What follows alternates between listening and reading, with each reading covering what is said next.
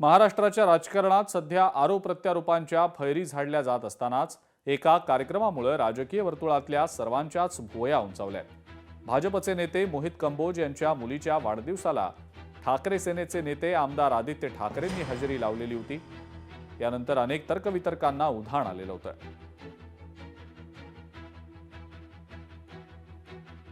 शेवटी विरोधकांकडे आता पर्याय राहिलेला नाही।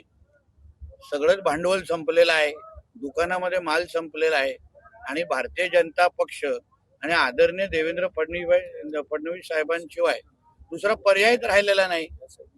आम्ही नेहमी बोलायचो की आमचा बॉस हा सागर बंगल्यावर बसतो किंवा आता वर्षा बंगल्यावर आहे।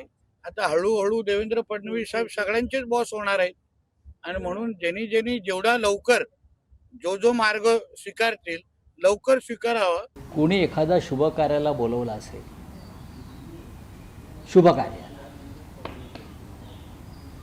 तर ते जाण्यामध्ये चुकीचं नाही, एवढंच माझी याच्यावरती आहे। पण त्या कार्यक्रमाला, त्यांच्या काही कौटुंबिक कार्यक्रमाला अनेक लोक उपस्थित होते।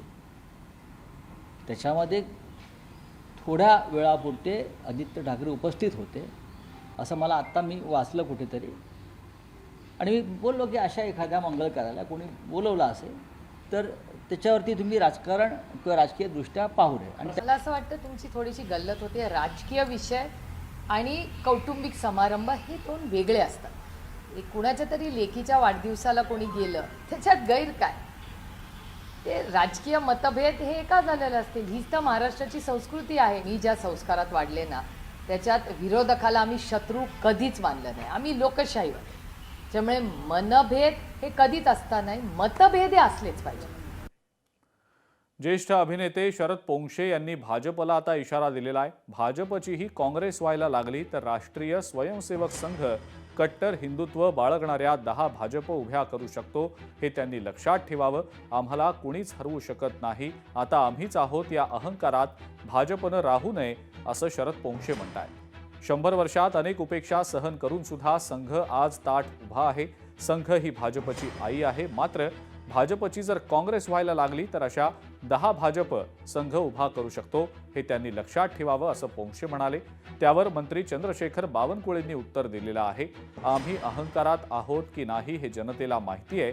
आम्ही नतमस्तक होऊन मतं मागितली आहेत। आम्ही 5 वर्षात आमचा जाहीरनामा पूर्ण करणार आहोत असंही बावनकुळे म्हणतात। आम्ही अहंकारात आहो की नाही आहो हे जनतेला माहीत आहे।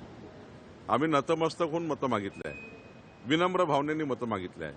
आम्ही कधी या ठिकाणी बिहारसारखी त्या ठिकाणी जे काही मागच्या काळामध्ये लालू प्रसाद यादवच्या काळात त्या ठिकाणी बूथ कॅप्चरिंग, आपल्या इंडी आघाडीच्या काळामध्ये त्या काळातले ज्या पद्धतीने इलेक्शन लढायचे, छिंदवाड्यामध्ये बघितलं असाल तुम्ही कमलनाथच्या काळामध्ये इलेक्शन लढायचे ते लोक जसे बूथ कॅप्चरिंग करायचे, असं आमच्याकडे नाही आहे। आणि त्यामुळे आम्ही विनम्रपणे निवडणुका लढतो, विकसित भारताचा संकल्प जनतेला सांगतो, जनतेला मॅन्युफॅक्चर देऊन निवडणुका लढतो, जाहीरनामा देऊन, संकल्पनामा देऊन, आणि 5 वर्षात निवडून आल्यानंतर आम्ही आपला जाहीरनामा पूर्ण करतो म्हणून लोक आम्हाला मत देतात। आम्ही कधीच त्या ठिकाणी दमदाटी करत नाही किंवा कोणाला प्रलोभन दाखवत नाही। हा धंदा काँग्रेसचा आणि त्या बाकी लोकांचा आहे, प्रकाश आंबेडकरजींच्यापासून घेतला पाहिजे। नीलम गोऱ्हेंची आज संध्याकाळी पत्रकार परिषद होणार आहे। तृप्ती देसाईंनी आज सकाळी केलेल्या आरोपांनंतर आता नीलम गोऱ्हे त्याला उत्तर देणार आहे। नीलम गोऱ्हे घरातला भेटायच्या असा आरोप देसाईंनी केलेला होता, त्यावर आता नीलम गोऱ्हे काय उत्तर देणार याकडे सर्वांचंच लक्ष असेल। लोकशाही मराठी ऐका, पहा, जागरूक रहा।